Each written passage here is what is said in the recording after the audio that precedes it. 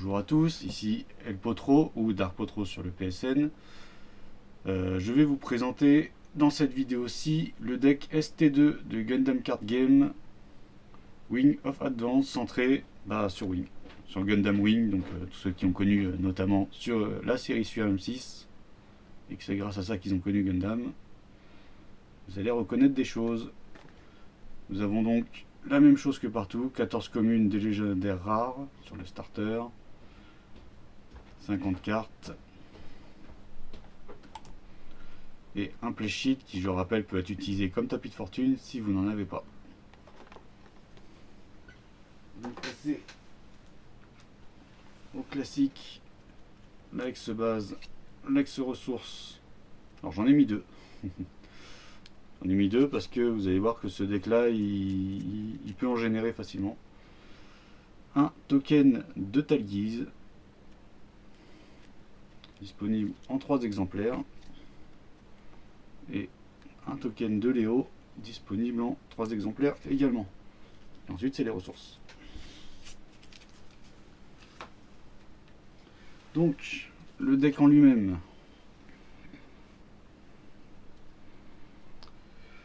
nous avons une 2-2 level 2 cost 2 très classique avec quand même le trait de hose. Bon, ça j'ai jamais utilisé.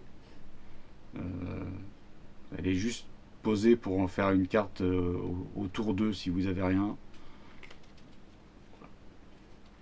Carte de base pour débuter, disponible en 4 exemplaires. Le Tragos, donc le blanc n'est pas le seul à avoir des bloqueurs, il y a également le bleu qui en a. Je ne sais pas s'ils en mettront d'autres couleurs également. Donc une 1-1, level 1, cost 1, bloqueur. Voilà, le plus basique. Vous voulez juste faire chier votre adversaire en lui empêchant d'attaquer ce qu'il veut. C'est voilà, une carte très chiante. Hein. C'est juste là pour ça, elle fait pas de dégâts. Disponible en 3 exemplaires. Le Aries, un autre bloqueur, cette fois en 2-1. Level 2, cost 2. Donc voilà, très utile notamment pour bloquer certaines cartes qui vont n'avoir que 2 HP malgré des grosses attaques. Très pénible. 3 exemplaires également. Siège déploie. Alors, cette carte commande, elle permet de choisir une unité ennemie qui a 5 ou moins d'HP et de l'engager, pour pouvoir l'attaquer ou pour pouvoir gêner un bloqueur. Elle est... Je l'ai déjà utilisée, elle m'a déjà servi, mais de là à dire qu'elle est super bien, ouais, bof.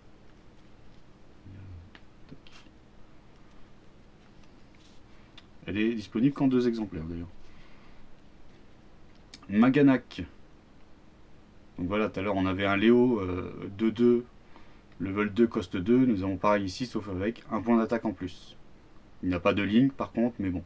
Les lignes sur les petites unités comme ça, en vrai, je trouve pas ça forcément très utile, ça dépend. Surtout quand ils n'ont pas d'effet en fait, lié à ça. Donc voilà, une assez bonne carte de départ. Vous êtes content quand vous en mettez une, c'est avec une très bonne attaque, qui peut fumer notamment une ex-base tout seul. 5 Gabriel Institute, une base qui coûte 2, level 2, 0,5. Quand vous la déployez, vous pouvez regarder les 2 cartes. Donc je lis jamais le premier texte, parce que c'est toutes les bases, pour l'instant que j'ai vu, mettent un de vos shields dans votre main. C'est obligatoire, ça remplace un de vos shields, quoi. Donc, quand vous la jouez, vous pouvez regarder les 2 cartes du dessus de votre deck, en mettre un au-dessus et un en dessous. Dans un jeu où vous avez besoin de chercher des unités spécifiques pour les links avec des pilotes spécifiques, c'est très utile. C'est peut-être un chouïa mou parce que ça vous la fait pas piocher, mais malgré tout, c'est quand même une assez bonne base. Et vous avez 3 exemplaires. Vous pouvez mettre 4 exemplaires de cartes maximum par deck. Donc en effet, si vous voulez les sets complets, vous devez vous prendre 2 starters, mais bon, bonne chance, ils ne sont pas facilement trouvables. Corsica Base, une base level 3, cost 3.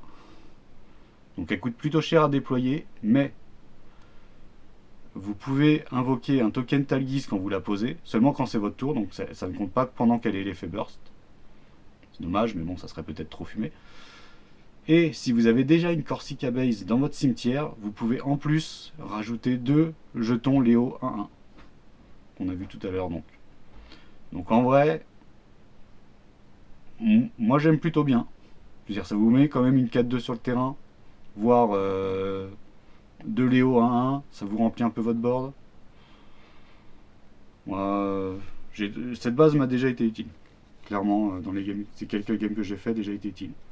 En 3 exemplaires. Le Sandrock, 4-3, level 4, coste 2. Voilà, j'ai envie de dire une level 4, coste 2 plutôt classique, qui sont souvent des 3-4 ou des 4-3. C'est une pure carte de stat qui est linkée avec 4 Roberta Winner. Bien entendu, en 3 exemplaires. Et justement, 4 Roberta Winner, qui est donc une commande pilote, un pilote 1-1, opération météore, en action, donc seulement jouable en action, hein, pas jouable en main, donc seulement pendant le tour de l'adversaire, ou vous pouvez aussi la jouer avant l'étape des dégâts, mais je vois pas trop l'utilité de la jouer dans l'étape des dégâts, honnêtement, quand c'est votre tour surtout. Durant cette bataille, vos shields ne peuvent pas recevoir de dommages. Ah oui, c'est durant cette bataille, c'est pas durant cette phase. Hein. On l'a peut-être mal joué en vrai. On l'a peut-être mal joué. En fait, ça annule juste une attaque. Ou c'est cette bataille. Enfin, faudra que je vérifie ça. Je suis pas sûr. Donc, ouais, parce que c'est pas durant ce tour. C'est seulement cette bataille. Donc ouais, c'est seulement pendant une attaque. Ah ah. Bah alors on l'a mal joué. Bah oui, on l'a mal joué. Petite erreur de débutant, classique. Surtout quand les cartes sont en anglais. Ça peut nous arriver quelquefois des incompréhensions.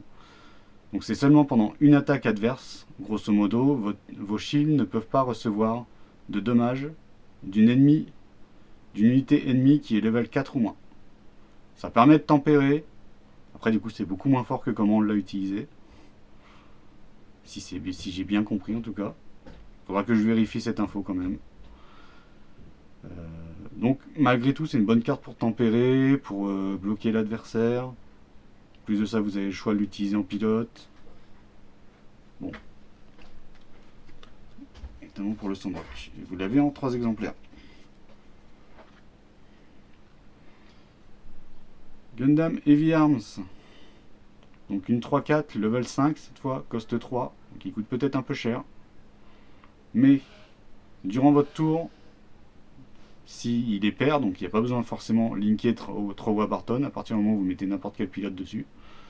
Quand cette unité détruit une ennemie unit avec des batailles dommages, putain oui c'est bien détruit, on l'a aussi mal joué, décidément.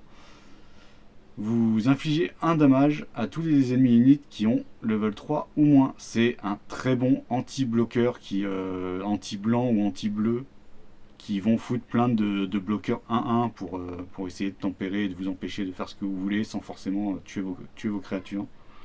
Et surtout, ça clean aussi pas mal le deck de Zéon qu'on verra juste après. Ouais, qu'on verra juste après.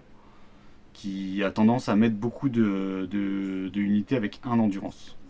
Qui sont moins de level 3. 3 et 4. 4 exemplaires de celui-là. Et du coup, 3 Warton. Simultaneous Fire. Oui, bon, en anglais à chier. Je vais arrêter d'essayer de lire l'anglais. Je vais arrêter.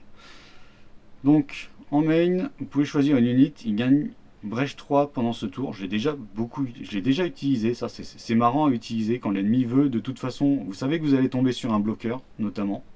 Vous faites ça et le mec se dit, bon soit je bloque et de toute façon je prends quand même le Brèche 3. Et soit je le laisse taper dans mon unit de base. Ou dans ma base quand j'attaque une base. Bon. Les brèches c'est toujours utile. Il y a toujours une manière de l'utiliser.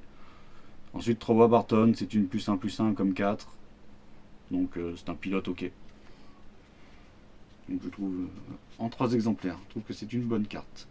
Ah, on attaque le Talguise. Talgis, très bonne carte, surtout vous verrez avec le pilote Zerk Merkiz, avec lequel il link, hein, bien entendu. Donc une 4-4 level 5 coste 4. Et une fois par tour, vous pouvez payer 4 pour la mettre en active. Donc vous pouvez attaquer avec, quoi que ce soit. Si elle survit, vous payez 4, vous la redressez et vous re-attaquez avec. Ou pas, hein, ça se trouve vous voulez la mettre active pour pas qu'elle se fasse attaquer du coup. Ça peut être une strat aussi. Mais je pense que la plupart du temps, vous allez la mettre en actif pour réattaquer avec et profiter de l'effet. Nous l'avons en 2 exemplaires donc. De l'effet de Zerk Merkiz. Juste ici. Donc un plus 2 plus 1, level 5 coste 1.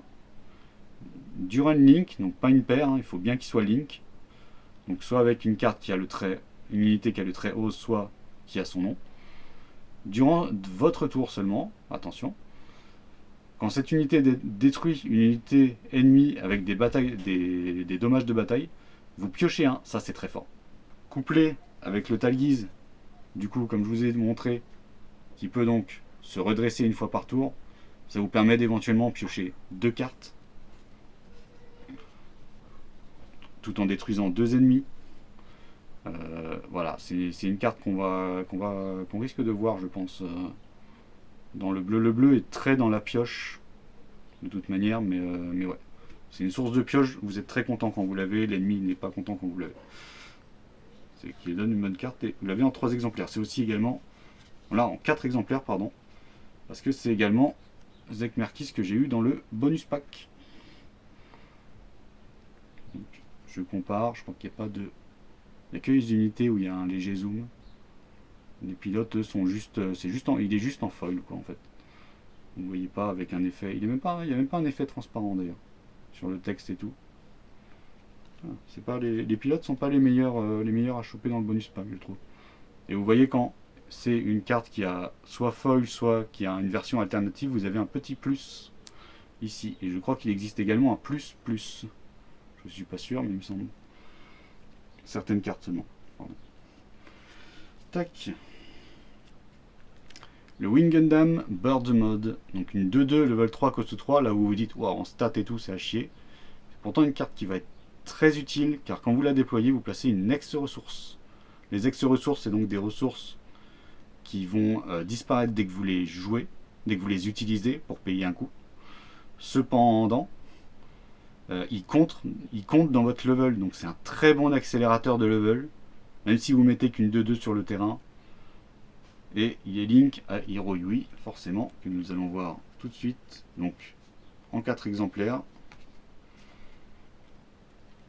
Hiro Yui, une plus 2 plus 1 level 4 coste 1, avec un petit effet sympa que si vous le linkez, donc avec soit Opération Météore, soit avec son nom du coup, sur une unité, il gagne plus 1 encore. Ça en fait donc une 3-2, c'est le pilote bourrin par excellence.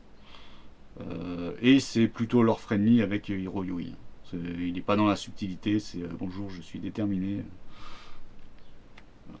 Disponible en 4 exemplaires dans ce deck. C'est un peu le pilote clé, surtout couplé au Wing Gundam 4-5, level 6, coste 4. Brèche 5, donc à partir du moment où vous détruisez une unité avec, vous infligez 5 dégâts à la base ou au shield, en tout cas à la zone en gros de shield de votre adversaire, que ce soit donc la base, les shields. Le brèche par contre cependant ne peut pas faire de dégâts létaux, c'est-à-dire s'il n'a pas de shield, ça ne compte pas. Je le sais, j'ai testé sur l'appli, j'ai galéré mais j'ai testé sur l'appli pour voir si les brèches pouvaient tuer, les brèches ne peuvent pas tuer donc. Et autre effet sympa, cette unité peut choisir une unité active, donc pas forcément, normalement pour attaquer une unité, elle doit être engagée, tant qu'elle n'est pas engagée, vous ne pouvez pas l'attaquer, sauf du coup conditions spécifiques pour certains, comme lui qui peut attaquer des unités actives de level 4 ou moins, ce qui est très fort, et du coup là vous vous dites, couplé à Hiro, nous avons, si vous mettez Hiro, nous avons une 7-7 brèche 5. C'est voilà, c'est la carte la plus bourrine des starters. C'est vraiment vous la mettez, vous êtes content, votre adversaire il tire un peu la gueule. Il sait qu'il va prendre cher, il sait que ça va lui coûter cher de la virer. Et nous l'avons donc en 2 exemplaires. Voilà, ce sera tout pour le starter numéro 2.